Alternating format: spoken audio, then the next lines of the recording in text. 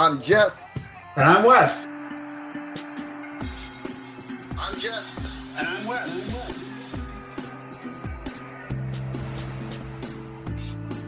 I'm Jess. And I'm Wes. We are the National Wrestling Clipping Alliance.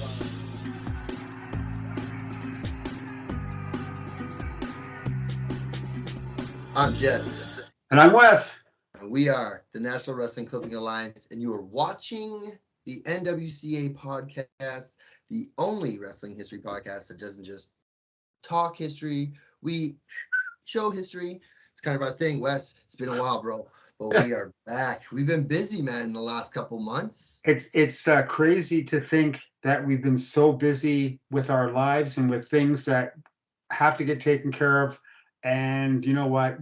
We're going to hammer off some more here before the end of the year. We're getting so close to 100 subscribers.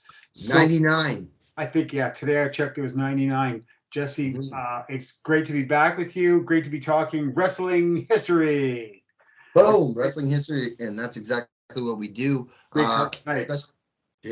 This big show today. But we did a huge two-parter, and I want to thank everyone who checked out our Nature Boys of Ontario episodes, part 1 and 2, Buddy Rogers and Ric Flair. That was really fun to do. It was so cool to delve into the history in Ontario of these two phenomenal professional wrestling historical guys. Very historic, both of them. Crazy, right? Of course, we marked out on the second one because a couple of Ric Flair fans. What can you do, right? Like, we're going to be a little biased, as our friend Old School would say. Does my nose look like Ric Flair's nose? Nope. Oh, okay.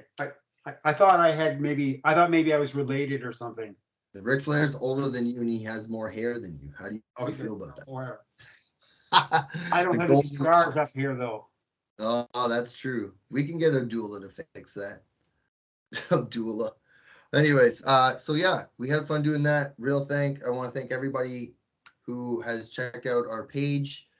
We are up in group members, up in views, and up in subscribers. So thank you everybody who is giving us our chance. We really appreciate it. Again, we do everything out of pocket. We do all the shipping out of pocket, all the promotions. We do everything, and we just give everything away for free. And we're getting more messages from people saying, hey, can you hook us up with this guy, or I knew this guy. So we really like doing that too. Yeah, I just checked as of today, Jesse, we're just about 2,900 members in our three groups, which is the National Wrestling Clippings Alliance Ultimate page, the Ontario Wrestling Clippings of the Past, and the Wild Man Tribute page. So that's just about 2,900 members of that, and we've got over 4,500 views on our podcast channel. I tell people this and they just shake their heads. They go, you guys are just a niche group. How could you get so many views? But it's like we're pumping out interesting stuff. We're going to have guests on. We're going to have great shows, great cards. We're going all over the world. It's just so exciting. I say that every time because it is. Yeah, we got a huge show for today, and because we've never been where we're going to talk about today, as well as we're going to go somewhere next week, which we'll talk about at the end of the show, that we've never even done before as well. So we're trying to switch it up and keep people guessing here and keeping things relevant. But since we've been doing those episodes, you and I have both been busy. As you know, I was at the AEW Canada week. Yep. So the first ever time the promotion came to Canada, AEW Dynamite, me and my girlfriend Drew went. And we sat right behind the camera, and it was just packed. It was loud. It was a fantastic night. Electric Beautiful in the house. And I have to give props to the Ontario indie wrestling scene, because all the dark matches and a lot of the pre-show matches or their YouTube show matches, a lot of them were Ontario talent. Awesome. Yeah, huge props. And Quebec. A lot of Quebec guys were there too. Good. So, mad respect for those guys getting that opportunity and taking advantage of it, right? Mm-hmm. You got to give those guys notice when respect is respect, right? And these guys get out there, and that was probably so nerve-wracking, and to see the crowd know who certain people are and give them that reaction, it was great. I'm sure it was awesome in the dressing room for those guys. Oh yeah, for sure. And then I went the second day, so I was at Dynamite, which is their TV taping, and then Okay. I went to Rampage the next night, which is taped for their Friday show. Let me tell you, I was 7 rows from the ring. So I had pictures. I'll show Johnny some AEW Dynamite pictures. He'll get them up in the credits Yep. or whatever. And then I have Rampage stuff when I'm 7 rows from the ring. Okay. I loved it. I could turn and get like you could see them come down the ramp, and they're just like they're right in your face. I just imagine like stories when AC tells me he was like at the ramp Yeah. ringside in the and seeing these guys. It's like I felt that way Good. when I Good. was there. Super. Yeah, well, you see all these guys that you watch in WWE or guys I haven't seen, or you turn around and there's Tony Schiavone at commentary, and I've never seen Schiavone ever Yeah. in a building. So it's kind of cool to see him. And Tony Khan came out and thanked everybody for coming both days. It was great. Loved it. Cool. Loved it. Awesome. And that was both shows were at Ted Reeve Arena. No, no, no, no. Oh. This AEW show was at the you would Oh, know Rico. as yeah. Yeah. You would know it as the Rico. It's called the Coca-Cola Coliseum now. But yeah, the old Rico Coliseum there at the exhibition. Okay, cool. It's kind of weird because that's where WWE holds their house shows. Yeah. So in this promotion, man, I don't know. They did have to drop the ticket prices for the second day big time. Really? Like I hear they were going for $20. Okay. To fill the house. Hey, you gotta fill the house, right? Can't lose money. No. Promoter loses ass. Imagine, right?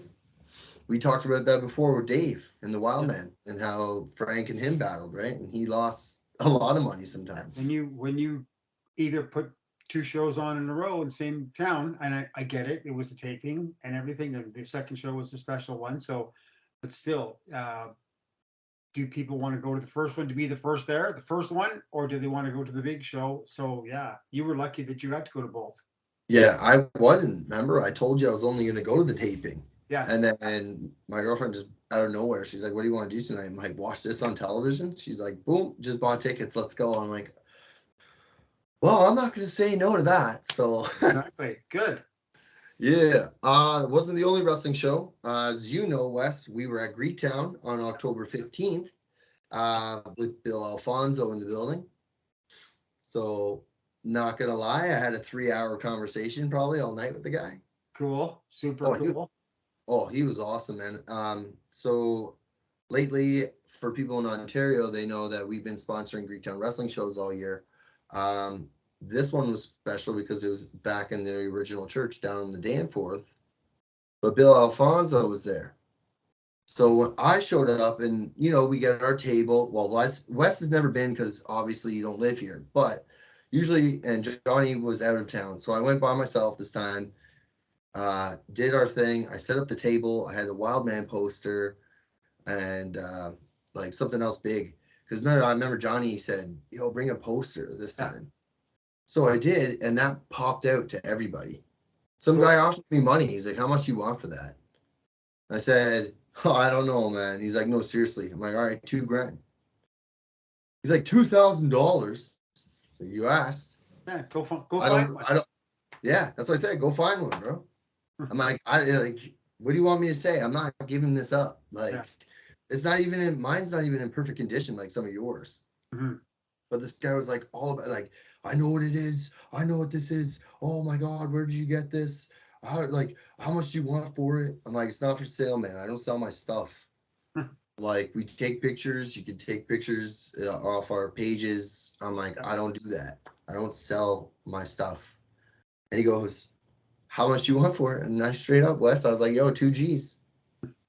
He's like, no way. I said, well, what do you want me to do? I'm not selling something I don't want to sell. That's So right. that's the asking price. How did you meet Alfonso? So Alfonso came to me Oh. at the table. He came straight to me and goes, oh my God, where'd you get this? I know all these guys on the poster. And then, like we started just talking, and he started explaining his Florida time. Yeah. and then how he started working for Vince up here, right? It was kind of cool to sit there and just, ask him questions about the territories and ask him questions about, like, how was Dusty and Dick Murdoch? I asked him. I'm like, dude, like, how's that in Florida? Like, just give me some kind of perception of Yeah. how the Texas Outlaws were, right? He's like, dude, they were bad men, bro. He's like, Dusty was so nice, but when he got in that ring as a heel, he's like, it was bad. Him and Dickie Murdoch, bro. And I'm like, yeah. He kept calling me daddy. Yeah, daddy, like. But it's cool though. He I gave bet. me the time and, went through the stuff and really appreciate what we did. And, I gave him our business card and my email, and maybe we'll get him on the show. Who knows? That would be awesome. Yeah, I got a picture. I'll send it to John and we'll get that up whenever. But it's not just me that's been busy. You were on a radio show. Yeah. So one of our listeners, one of our members, sorry, Kevin, has a radio show in Belleville and on the community station there. And he invited me to come on, and I've been on twice now in a month. We've Yeah. talked about wrestling and played some music, and it's super, super cool. It's just great. He's a huge fan, Jesse. Huge fan. Like, as in, went to the gardens all right through the '70s with his dad. I think he said, or his mom. I can't remember. And yeah, he's just huge, huge fan.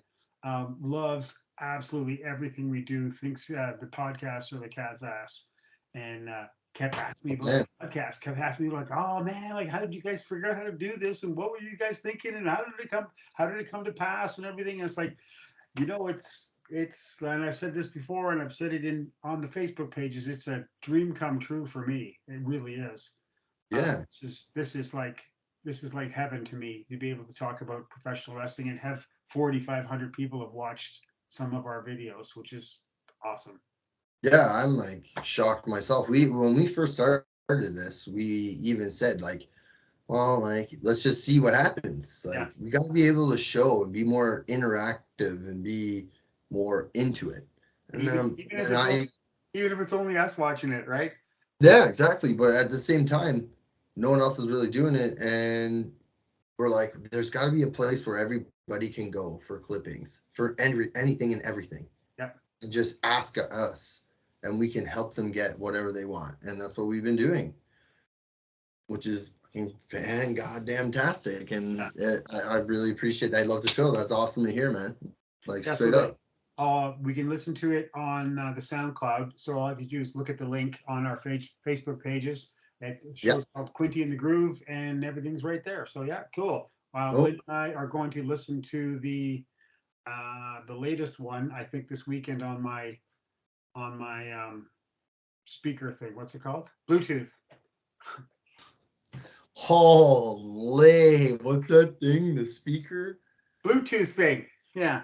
The So yeah, so Bluetooth? we're gonna take have a drink and listen to that. So it should be fun. It's about an hour and it's some cool music and just lots of fun. I was supposed to go to two shows, but the dog and the other night I wasn't feeling well, so I didn't want to drive 45 minutes not feeling well. Not to mention your anniversary. Happy anniversary, Lynn. Yes, that was our anniversary. That was fun too. That was a week and a half ago. So, yeah, so it's right around the time of also of our daughter's birthday. So Yeah, so so it was life.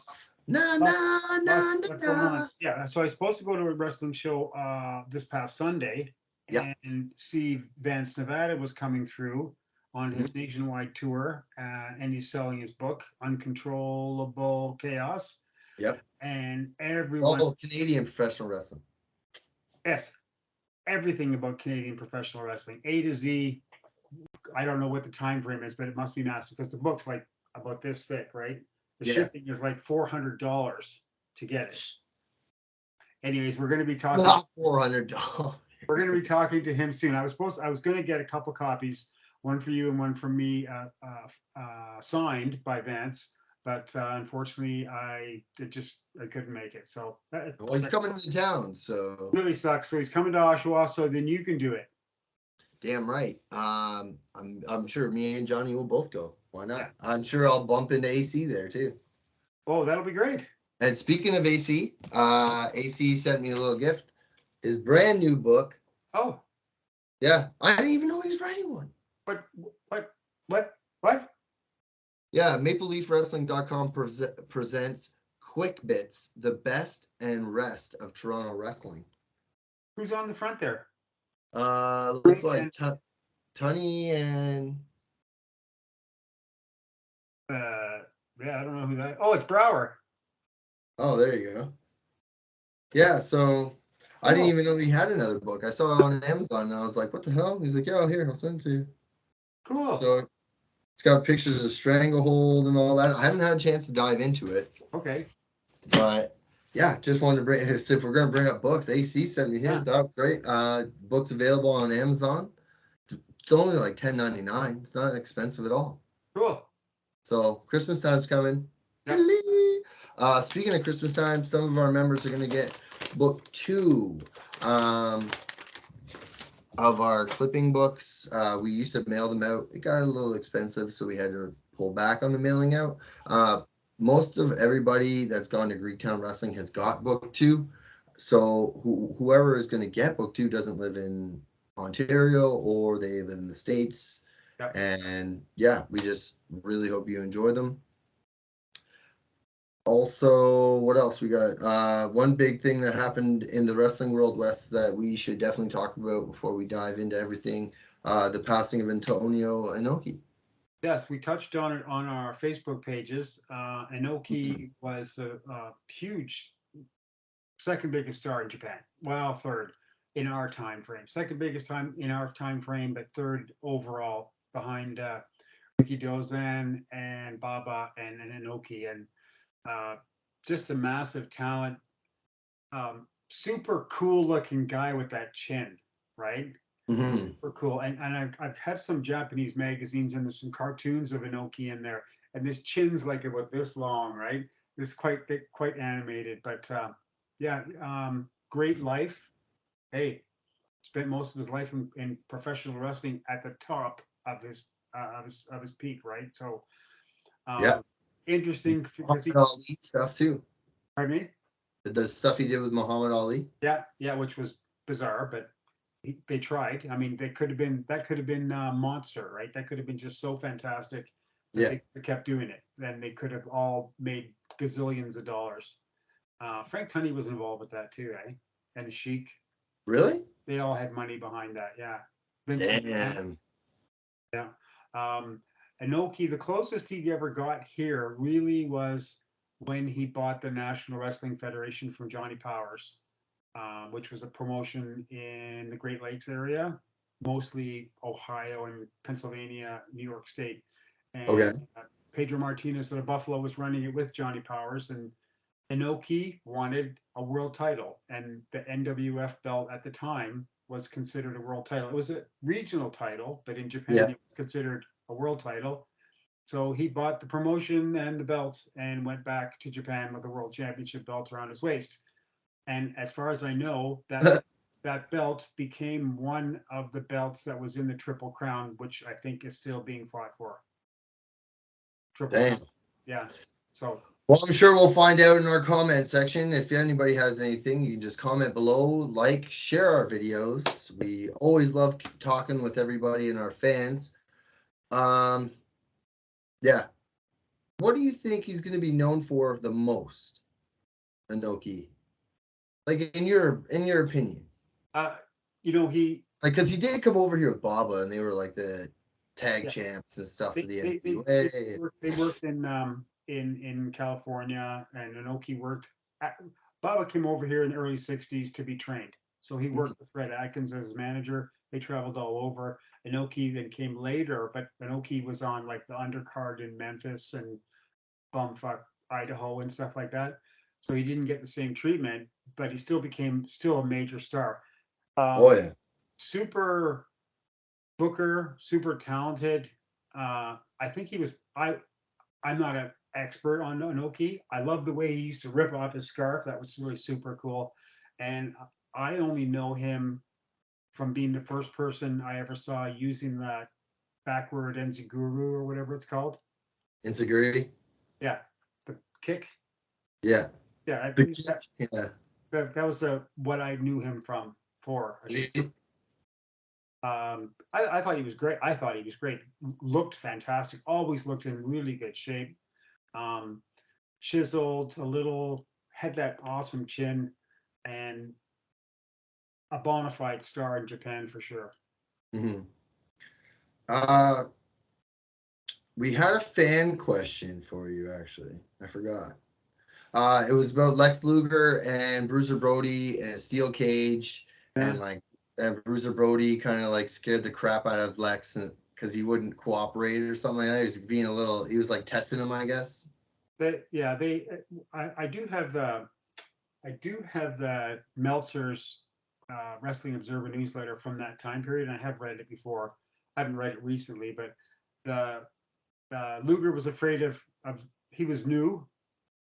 Brody didn't want to work with someone who was so new that he was afraid of getting hurt, and Luger was probably just scared shitless, just scared of getting his ass handed to him. Because come on, really, Brody could look after himself, right? Um, I don't, I can't speak for the complete ramifications of the match, other than both guys were afraid. Brody afraid of getting hurt, Luger afraid of getting his ass kicked, and they didn't, as far as I understand, they didn't do much of a match. Yeah. And think about it after the fact, Jesse. You got a superstar with a big ego, and you got a upcoming superstar that probably the promotion wanted to push, because Yeah. Luger had the look, right? Of Why course. why would they book that? Why would they book that's kind of stupid booking when you know these guys aren't going to produce. They're not going to produce. Yeah. The only I way don't know. the only way Luger could produce is because he had to have someone carry him until like years later when he could hold some sort of a match, right? Mhm. And he was just so green. Green, green, green. Green, green grass at home, baby. Yeah. Before we dive into this episode, Wes, we got some unfortunate news. Do you want to start with yours? Yes, unfortunately, I was talking with one of our group members, Jeff, who has had a bit of a spell. Unfortunately, he's going to be getting out of the hospital this week. It's not, Good news. I'm not at liberty to say. It doesn't matter what. He's getting better, so that's all that matters. We send out our best wishes to him, and hoping that he gets well very, very soon. But unfortunately, that's nothing compared to your news. I'm really sorry to hear this. Yeah. We've done something like this before for a group member and supporter of what we did. Yeah. Uh, David Williamson. Uh, so a couple like during the time that we've been away, a friend of mine's little brother passed away. Yeah.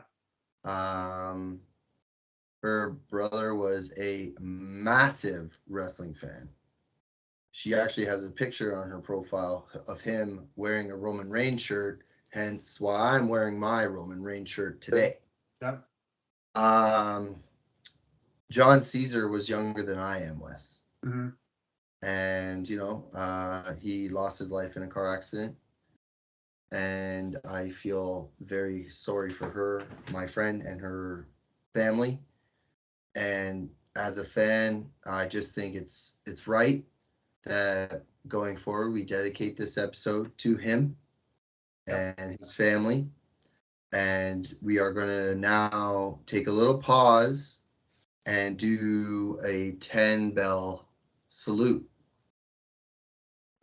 He was a group member, he supported what we do, and I just feel bad for my friend. And as a wrestling fan, this is how they send the wrestlers off.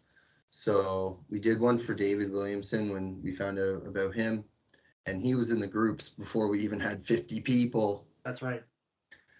So Jon Caesar, this episode is going to be dedicated to you. You are in the heavens above front row watching all the dream matches that you could possibly think of that you've done probably in the video games your whole life. Um, I know that you're probably watching Piper and Andre and all Owen Hart and all the other greats that are up there Yeah. already. So this episode is for you, and I ask everybody just to bow their heads as we do a 10 bell salute to him.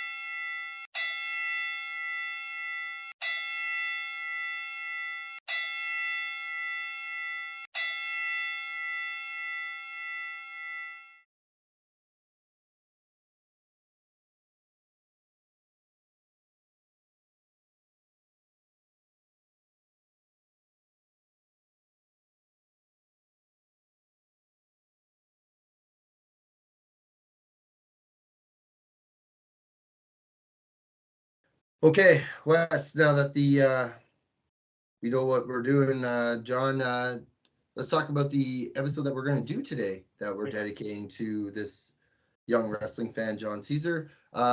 May 16th, 1986, British Columbia, Vancouver, the Pacific Coliseum, WWF, baby. Great card. Have to admit the talent here would have been a fantastic match. I saw most of these guys live, so it's nice to be able to reminisce a little bit. And we're gonna have some fantastic pictures and stuff to put up with this Oh, show. absolutely, I got dude. some really cool WWF pictures out of their magazines for the Today Show. Yeah, not to mention, it's the first time we've done British Columbia. Yeah, yeah. So this is like Not a not gonna be brand. the last time though.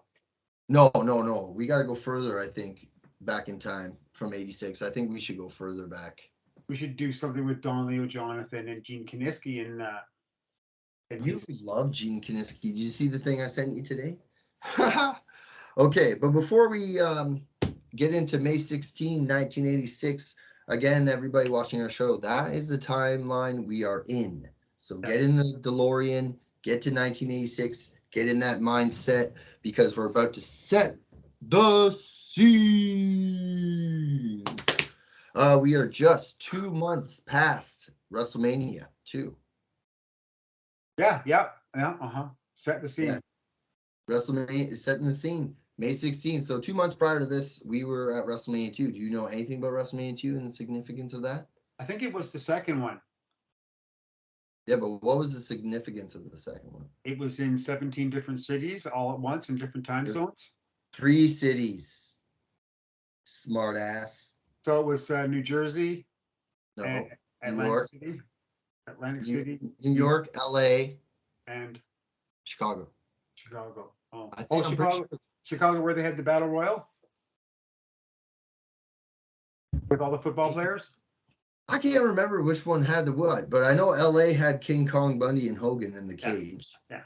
And then I hated one that. That was was a shitty cage. Mr. T and Roddy Piper had a boxing match, and then one had a battle royal with Andre winning. Okay. Mother effer, I can't remember. You just boggled my mind there. Son of a bitch. A few weeks before the event that we're talking about, this is may interesting. I want to know if you ever heard of this. Yeah.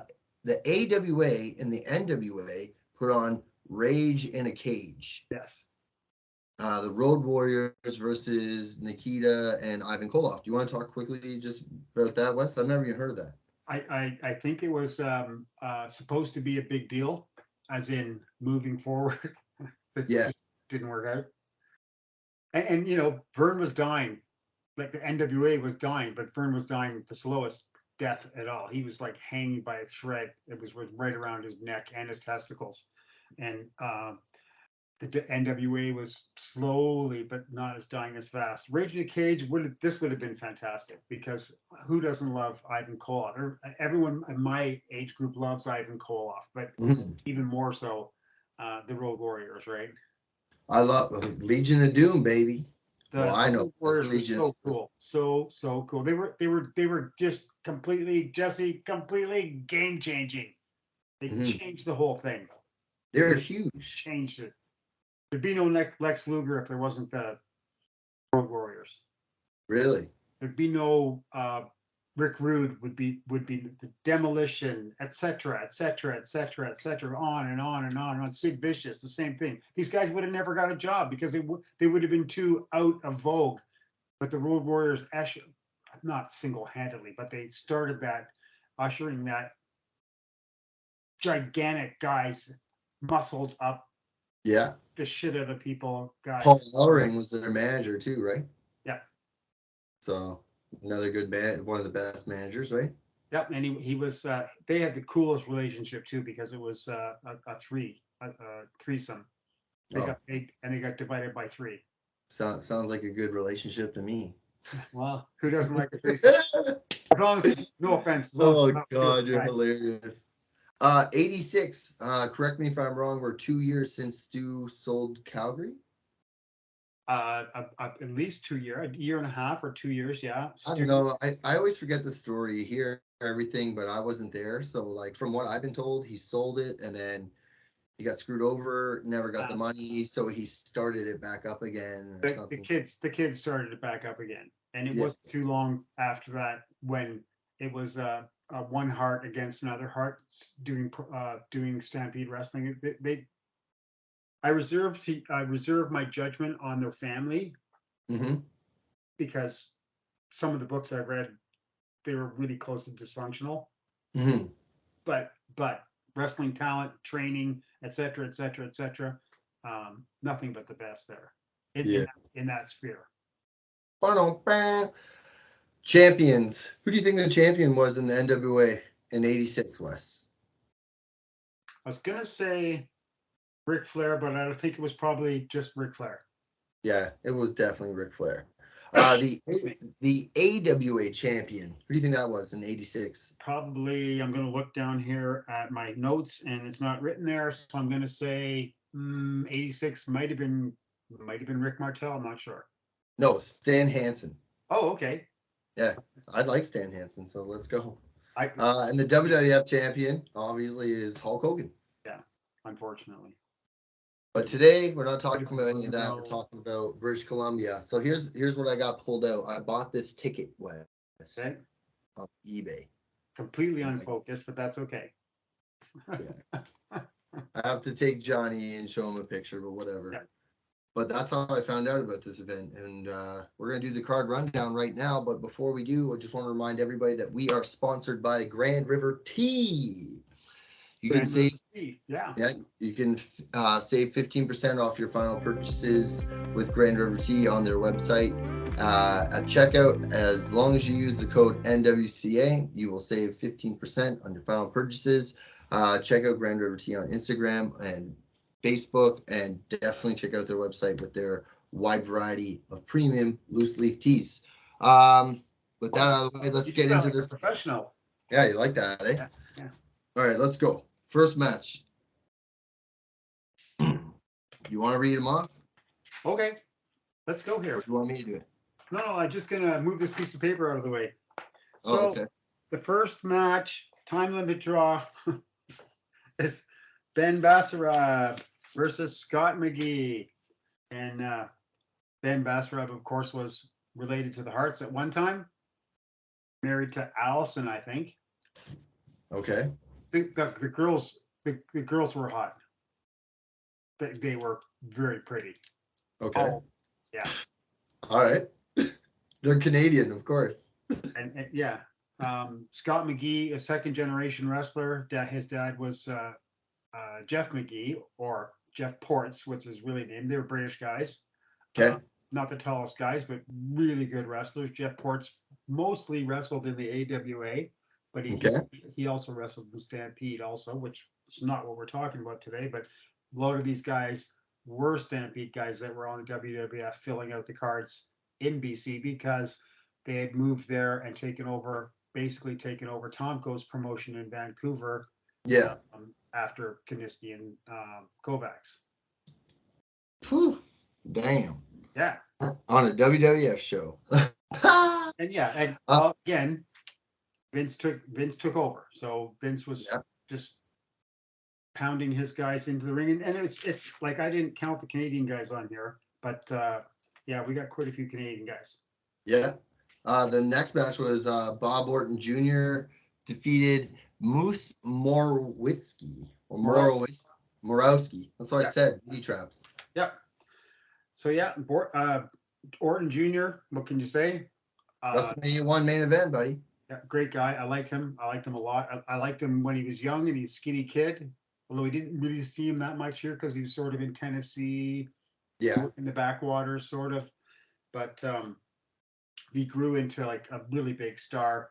I wasn't fussy on the pink cowboy hat stuff, but you know what? He was talented, very talented. I'm a massive fan of his sons, Randy Orton. Okay, yeah. Randy Orton is ridiculous. Yeah. He is so good at everything. Just a huge fan. And not to mention history, Randy Orton was the youngest WWE champion, and he won the belt in Toronto. Just saying. Yeah. Cool. Throw that out there. Borowski was a Winnipegger. Okay. Wrestled all over the world. Really famous in Texas, Japan, NBC mostly. But yeah, wrestled all over the place. He donned a mask a few times as I think he was an Avenger for a while in different places. Big guy. Yeah, product of Winnipeg. Product of Winnipeg. Yeah. Winterpeg. George Wells defeated Mike Sharp.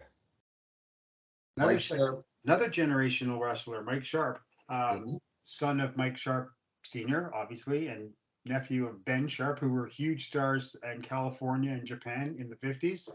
Big guy, solid, worked out supposedly like a crazy lunatic.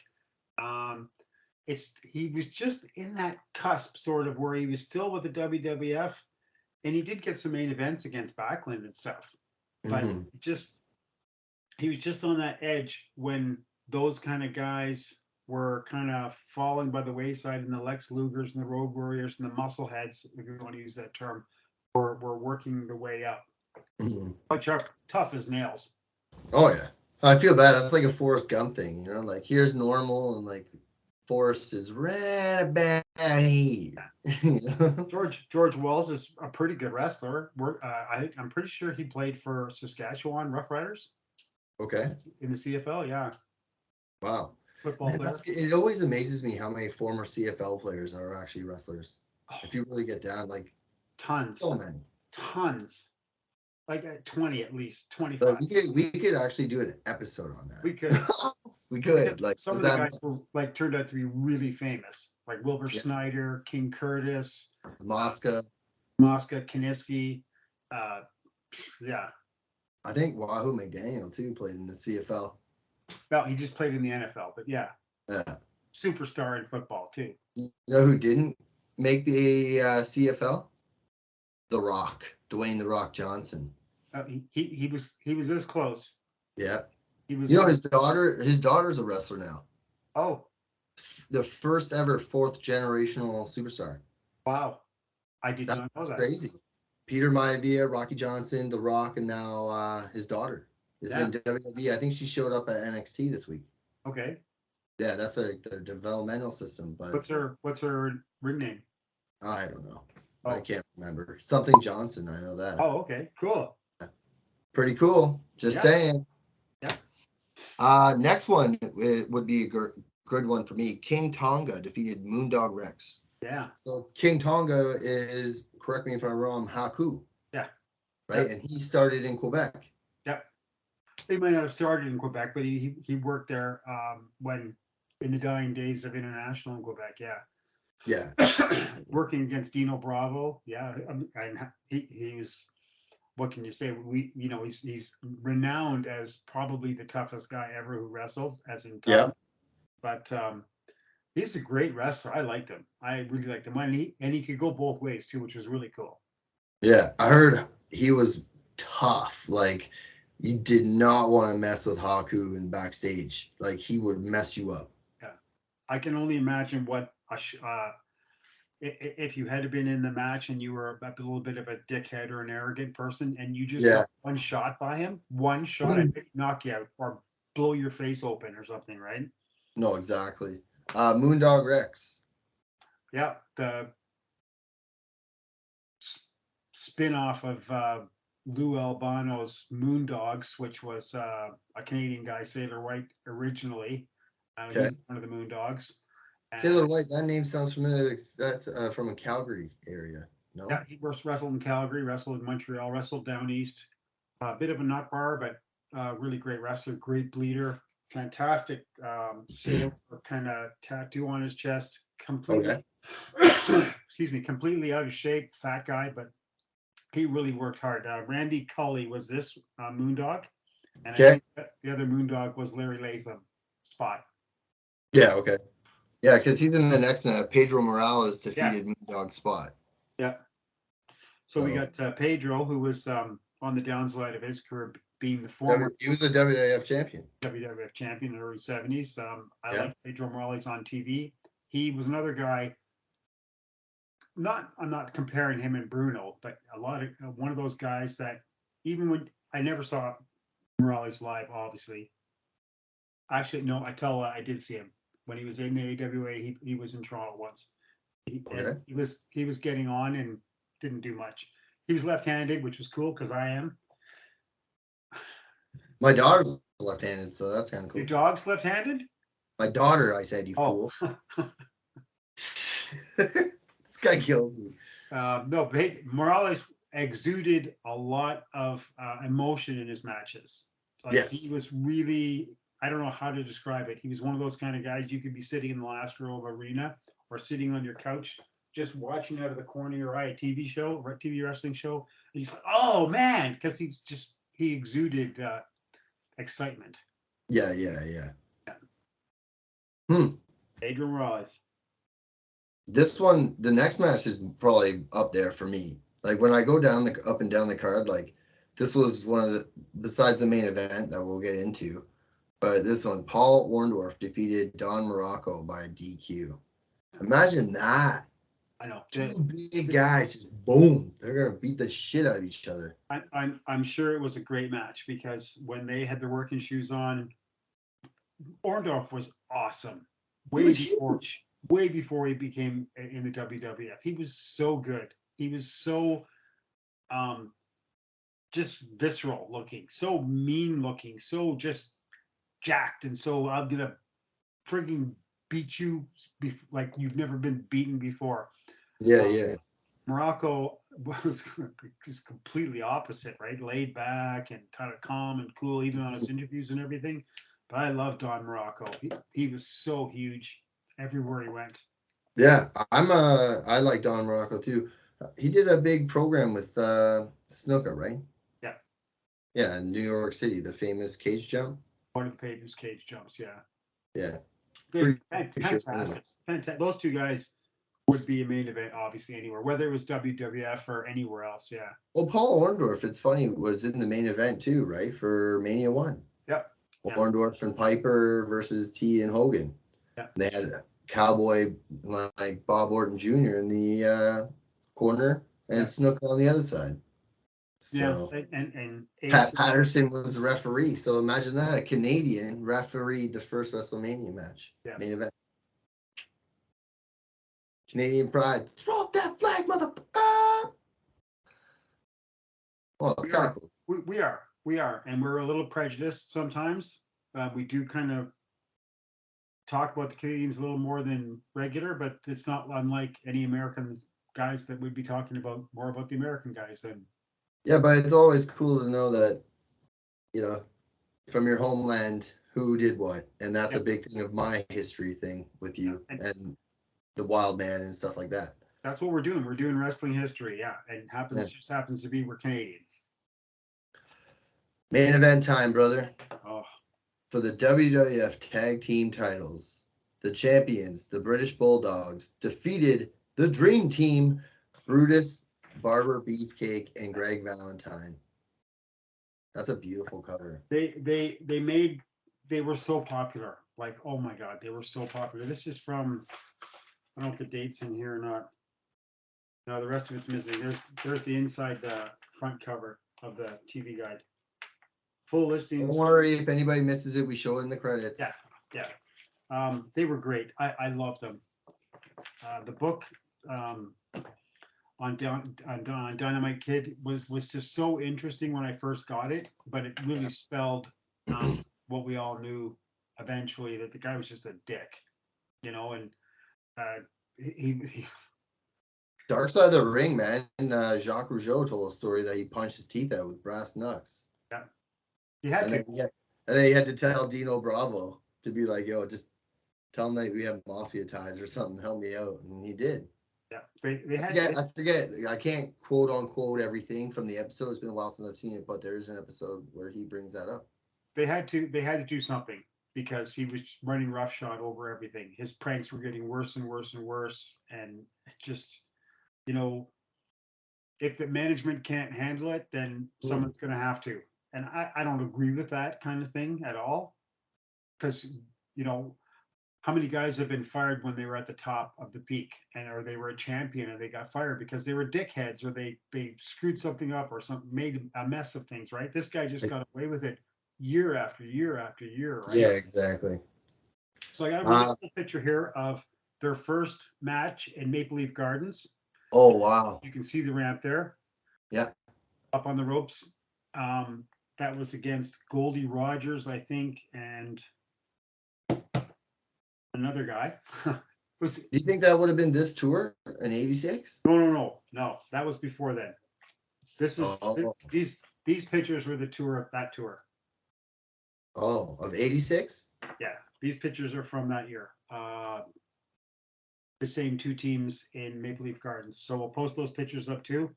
I don't want to just show off my fantastic photography skill. That's a beautiful picture of Davy Boy getting ready to suplex Valentine, and you can That see is the sick. superstar here hanging on the ropes, dying of breath. Not not a dynamite fan, eh? Not a fan of Brutus, no, at all. Look, he's just Oh, you dying love there. He's dying, this. he's leaning his throat. He's going, "Oh my God, Dynamite kicked me." I kind of feel bad. Like you see Greg Valentine in like the late '70s and early '80s, and he was just such a badass. And then I feel like they made him like a joke. It was pretty much, unfortunately, yeah. Like he could still go, he could still do what he had to do. He's got to be in his, by 86, he's got to be 35 years old. I'm Yeah, but at quick the same math. time, bro, he's not doing no dog collar match No, or our Broadway with Flair, no, true, true. right? So They were probably going like 25 minutes at the most between four guys. So yeah, yeah, right. Everything is timed, right? yeah. So The yeah, I like that. Well, we talked about it practically every episode. What our thoughts are on Johnny Valentine and Greg. So yeah. I another love guy John. who's never going to get dissed at all. No. Yeah, and to see the Bulldogs, I never got to see them. I did pull this out though. This came actually in the last package that you sent me. Okay. It's the Winnipeg Stun, Davy Boy dead. It's just after his heart attack when he passed Okay. away. Yep. So I have that. I have Greg Valentine stuff, but it's kind of like irrelevant to what we're talking about. We Mm, could probably just talk. I think it's the Stranglehold cover with him versus Piper, and I don't think Piper showed. correct. Yeah. So, anyways, Yeah.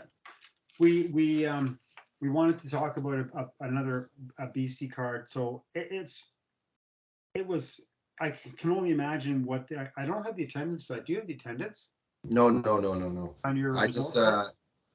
nope. I just have the card rundown, the date, and then just the ticket here. WWF presents Superstars of Wrestling. Yeah, It's I don't have the attendance either. I'm sure it was a good turnout. Um, absolutely. the main event would have pulled in a lot of people because that was like an A show going around the horn, right? Yeah, but there's a lot of other tag teams I wish they would have faced, like maybe like Accent, like Demolition. You Hmm. know, I would have loved to see him against Demolition. That would have been really cool. Heart Foundation. Yeah. Yeah, Heart you know, Foundation. yeah. Oh, you mean uh, Brett and another guy? They Brett and Jimmy Neihart. they had a tag team. Don't. Oh, Wes. Why are you doing this to me, bro? Why are you doing this, man? I just pulled a picture of them. I don't have it with me here, but yes, I do have a picture of. I did see the Hart Foundation in a tag team match at Maple Leaf Gardens. And I was like, oh, I didn't even can't remember that picture. But yeah, like I love the Hart Foundation. I like Bret Hart. Yeah, you better like Bret Hart. Is he Canadian too? Looking Canadians Greg on the Oliver's card. looking Greg Oliver's book, bro. Yeah, second from the top, baby. Ben Brasserov was a Canadian from Calgary. Moose Okay. Morowski, like we said, from Winnipeg. Mike Sharp, Iron Mike Sharp, who used the leather brace on his forearm. Then Ace took it over. Mike Sharp's from Hamilton. And I think that's it. But the two British Bulldogs could be considered Canadian because I don't know if they Adopted. got. Yeah, I think they're adopted I Canadians. don't know Really, if they ever got their citizenship. no idea. But Bulldog ended up marrying Brett's sister, right? Yeah, I think they married each other secretly also to stay in the country. Mm, Yeah, yeah. I heard that rumor somewhere Jesus Christ, what a rumor. Um. Anyways, that I so just that started.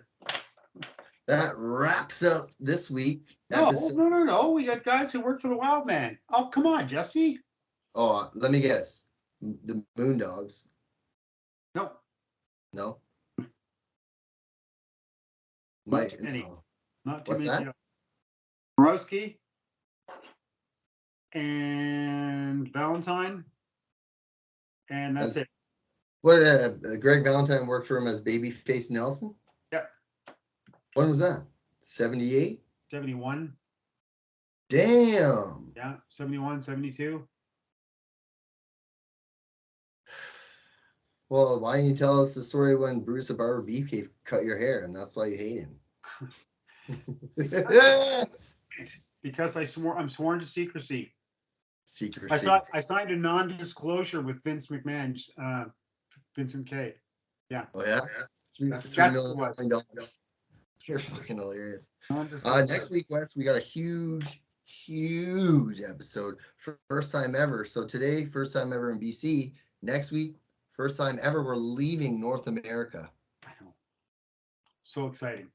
Yes, Going to we the are home. going to the United Kingdom, baby. Yeah, going to the homeland of my wife, which is going to be pretty cool. There's some connections there, which is even more bizarre. I think I have the thing, but I'll show it next week. I have the program for the show that I Yeah, won off the Tom Burke auction, and we're going to show that and go through that.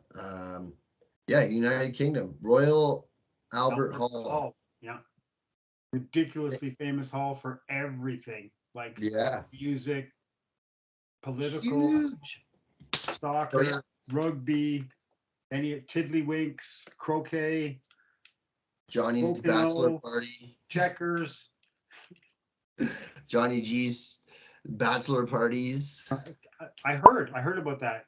Yeah, and Pretty, his pretty private must be fun. jets. He gets on the private jets with all that Scarface sugar and just ignores his boys over here and doesn't invite the old guys. I know, I know. What He's a such a prick. he's such a heel. Such a heel. Johnny. Oh, Johnny. Yes, Johnny. It's Solomon. Yes. So yeah, Anyways, we like I said, we got like 2,800 members in our Facebook groups. We've been sharing some videos. We've been reaching out to other groups. Jesse, someone sent me, "Hey, you should put your podcast on this channel." And I was like, "What channel?" And he told me what it was. I didn't even know that there was a wrestling group podcast group. yeah, we're sharing everything. In all different history groups, kind of trying to keep it related. And we do appreciate all those people that run the groups allowing us to share our stuff. Yes. We are pretty strict about what we share. If it's not really history related, we don't allow it. Um, that's just because, well, we're Canadian and we're blunt. And if I want to be a prick, I'll be a prick. Just, We had to set rules. yes. And we have lots of members on our lots of members of our groups that know what will and will not go. We have guys who send in pictures all the time, or every once in a while. We have family members who send in pictures, and that's really cool. We're just not gonna show some redneck podcast from Kentucky because someone's doing it. Like, no I don't offense, of care that you course. shoot a gun, right? Like, we don't care if it's a gun podcast. Like, this is what we do. Yeah, yeah. And we take it very seriously. And we have to, or it just it'll run loose. Exactly. What we also take seriously is our boy Johnny G. So man, thank you, bro, for editing our show. Always helping us out behind the scenes. Without Johnny, we wouldn't have a show. Yep. We want to thank Grand River Tea for sponsoring the show. And next week we're in the UK again. We want to send our condolences to the Caesar family for their loss, and this episode was for him.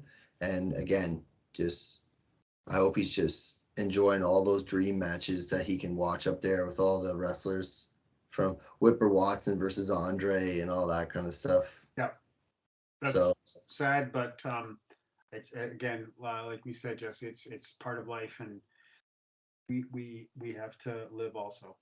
yeah, exactly. So next week, UK, and then we got a couple big ones. You are after the UK, trust me, when we get to episode 25, you are not going to want to miss that. That's going to be a monumental episode.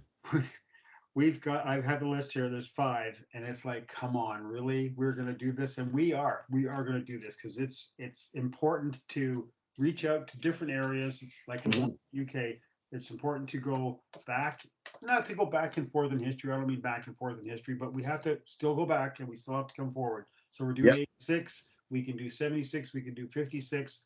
I don't think we're ever going to do a 46. I have nothing on the 40s. But That's if something tickles our fancy, or someone asks about something that we can actually get some research on, we'll make an attempt. Might be a short show, but we'll make an attempt. Yeah. Not to mention, we do take requests and all that, and we have a big request that we're still trying to figure out how we're going to do it. But the NWA 1989 timeline was a request. So we're working on that. I can see it. I can see it formulating. We have to be really selective what we're going to talk about. So whether we focus only on one city in the Mid-Atlantic or the NWA, or do we focus just on major one events? wrestler? We don't know. We're going to figure it out. Yeah. So it goes next week. We're in the UK, and then we're going to Greensboro, Alabama, and then Memphis, North Alabama. Jesus, North Carolina, Greensboro, North Carolina, and then Memphis. I'm pretty sure we're going to do. So, guys, 4 episodes straight: British Columbia, UK, Greensboro, North Carolina, and Memphis. All stuff we've never covered before. So it's going to be fun dabbling into whole new territories in a whole new era. But until then, Wes, next week, I'm Jess. I'm Wes. And we're the National Wrestling Clipping Alliance, and you just watched the NWCA podcast. Don't forget to watch all the way through the credits and see all the pictures and everything that we've shown. So until next week, see ya. Ciao for now. I'm Jess. And I'm Wes.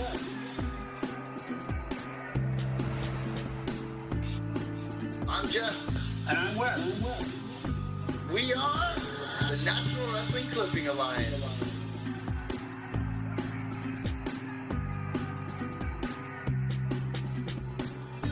It's the NWCA podcast.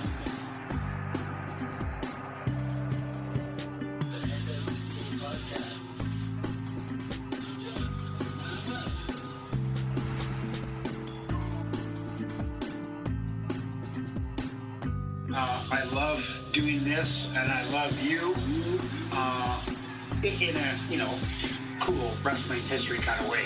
Hey, easy, man.